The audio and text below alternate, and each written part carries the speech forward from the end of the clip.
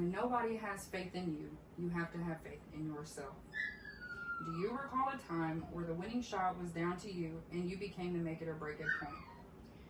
Back when I was in 8th grade, it was up to me to carry my team to victory. We were playing a very intense game of reading basketball, boys against girls, and let's just say I had to have a lot of faith in myself. The room was softly lit.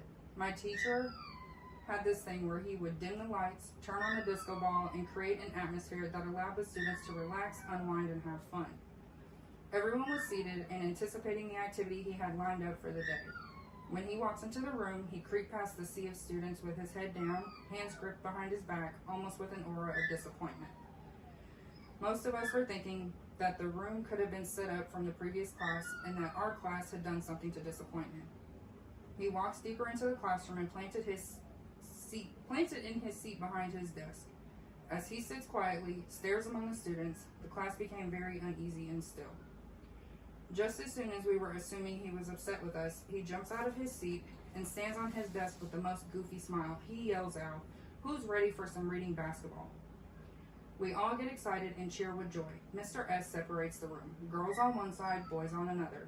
He hands the team captains a paper wad covered in duct tape and aligns the trash can in the front of the room to act as the basket. One by one, he goes down the line asking questions about Shakespeare. For every question answered correctly, the team will receive a point, and for every basket made, that was another point. The boys were up first. He asked the question, and ding ding, they got the answer right. The boys' side shoots the paper wad and scores. Then on to the girls' side. One by one, we each get the chance to gain as many points as we can. Then goes on until we have 5 minutes left of class. The girls' team is down by 1 point, and the boys begin to taunt us. "You won't make it, miss it, miss it." It was my turn. The final point was up to me. I step up to the plate and wait for the question. Mr. S looks at me and puts his hands on his knees. He tells me, "Finish the lines. Oh, Romeo, Romeo, wherefore art thou Romeo?" I didn't hesitate because I knew my love for Shakespeare would come in handy. I confidently yell the answer, "Deny thy father and refuse thy name." Mr. S sounds the buzzer and it's my turn to shine. The teams are tied and it is up to me to make this basket so I can lead the girls' team to a triumphant victory. While I stood there focusing on the basket, I could see the girls' side losing faith in the ability to make the shot. I stand there for a few more moments, and as I begin to doubt myself, I remember something that was instilled in me as a child. Can't never could, because can't never tried.